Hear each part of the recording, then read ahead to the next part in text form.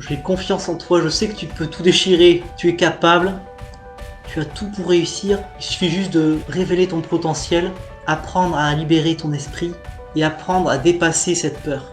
Parce que la peur, elle sera toujours là, mais tu peux changer le rapport que tu as avec la peur. Salut l'ami, j'espère que tu vas bien. Est-ce qu'il t'arrive des fois de vouloir faire quelque chose, puis finalement de rester bloqué, de décider de ne pas faire la chose finalement? On se pose des questions, puis finalement on fait pas la chose. Donc dans cette vidéo, je vais t'expliquer pourquoi ça t'arrive ça, et comment y remédier. Et c'est vrai qu'il y a quelques années, ça m'arrivait tout le temps ça. Voilà, je voulais faire quelque chose qui était important pour moi, et puis je commençais à réfléchir, je me posais 10 000 questions, et finalement je prenais la décision de ne pas le faire. Mais je sentais bien qu'il y avait une tension en moi, que ça allait pas. C'est ça, on va dire que c'est ce qu'on appelle la rationalisation. C'est-à-dire que tu veux passer à l'action, tu te poses des questions, et en fait tu prends la décision de pas passer à l'action. Et rationaliser, ça serait justement expliquer ton comportement pour qu'il soit cohérent avec l'action que tu as prise. Donc du coup, si t'as pas fait quelque chose, ben, tu vas te dire derrière, ouais j'en ai peut-être pas besoin finalement, peut-être que j'en ai pas si envie que ça, c'est pas très urgent, je le ferai plus tard, et du coup tu fais rien. Tu procrastines, tu te dis je le ferai plus tard. Et qu'est-ce que ça cache? Pourquoi ce comportement? Pourquoi vouloir faire quelque chose et ne pas le faire au bout du compte? C'est pas très logique. Donc est-ce que ça cacherait pas une peur derrière? Très souvent c'est ça. On a envie de faire quelque chose, mais on ne passe pas à l'action parce qu'on a peur. Mais le problème, c'est que on a aussi du mal à accepter d'avoir peur. On a peur de la peur. On n'accepte pas d'avoir peur. Quelle image ça peut donner de nous? Elle n'ose pas montrer sa faiblesse et montrer qu'elle a peur. Et ça devient inconscient. Et du coup, c'est la peur qui te contrôle. Et toi, tu ne gères pas du tout la peur, en fait. Et du coup, tu vas rationaliser et ne pas faire ce que tu avais vraiment envie de faire à la base. Comment faire pour se débarrasser de ça et passer à l'action malgré la peur? Je pense qu'il y a 3 clés vraiment importantes. Et déjà, ce qui est bien de faire, c'est de prendre conscience justement qu'on a des blocages. Ça, c'est la première étape. Parce que c'est quoi les problèmes qu'on veut passer à l'action et qu'on ne fait pas? C'est la peur. La peur, elle est bloquante. L'angoisse va nous bloquer. Et la rumination. Trop penser, au final, plus tu réfléchis et plus ça va être dur de passer à l'action. La première étape, c'est d'accepter de ressentir de la peur, changer sa perception de la peur. Parce que c'est normal d'avoir peur. Parce qu'on est humain, on est vulnérable. Voilà, on a tous des émotions, des sentiments, parfois désagréables, donc c'est normal. C'est encore plus normal d'avoir peur quand tu vas vers l'inconnu. Le truc vraiment, c'est d'accepter la peur en amont et puis de la vivre pleinement, en conscience. Et la deuxième clé, ça serait d'arrêter de réfléchir du coup et foncer. Il y a une méthode qui serait tout simplement de se concentrer. Dès que tu sens que tu es en train de trop penser, tu te reconcentres sur l'action.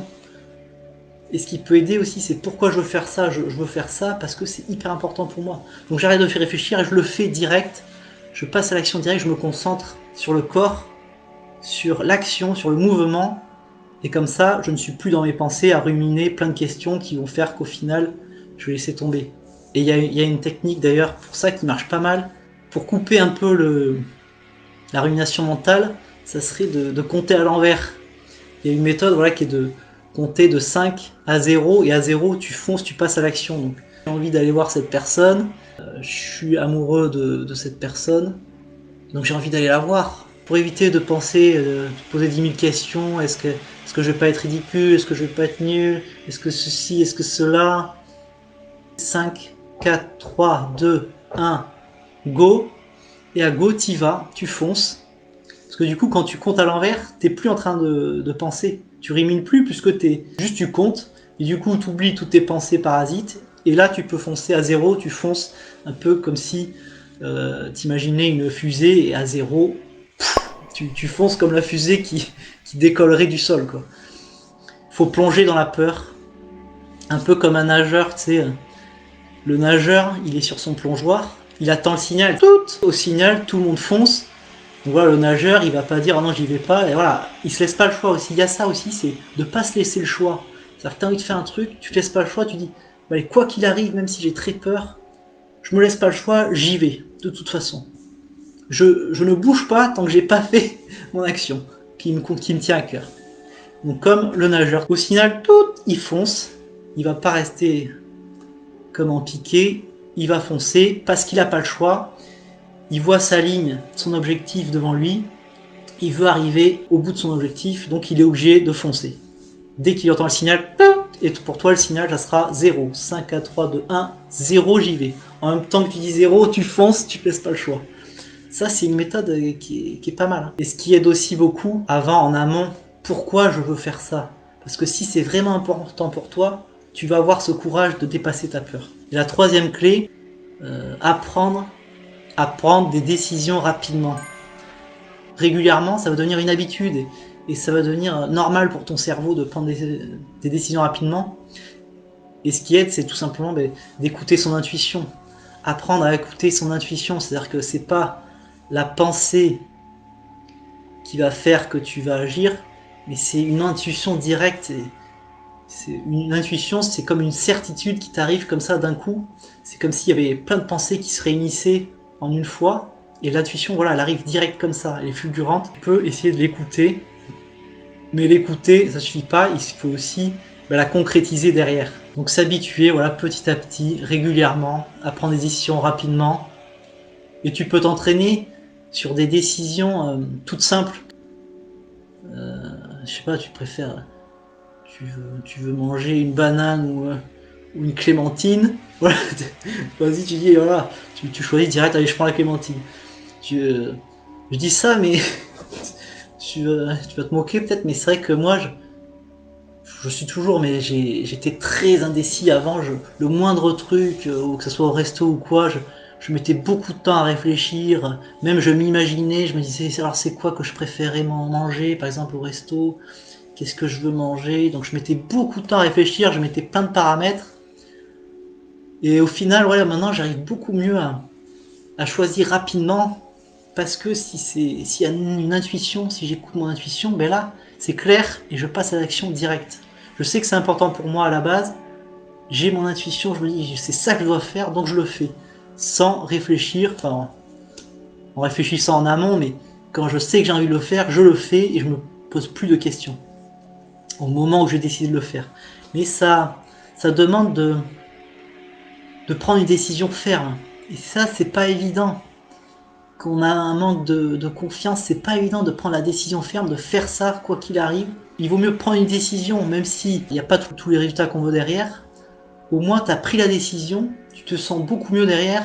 Ça t'apprend à être plus confiant, à t'estimer plus. Parce que derrière, tu vas être fier de toi.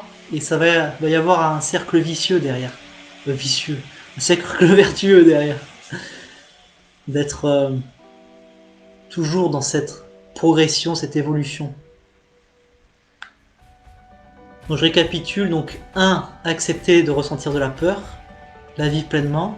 2. Arrêter de réfléchir et foncer. Et 3. Et prendre l'habitude d'agir rapidement, de prendre des décisions rapidement. Et voilà, j'ai confiance en toi, je sais que tu peux tout déchirer, tu es capable, tu as tout pour réussir. Il suffit juste de révéler ton potentiel, apprendre à libérer ton esprit et apprendre à dépasser cette peur.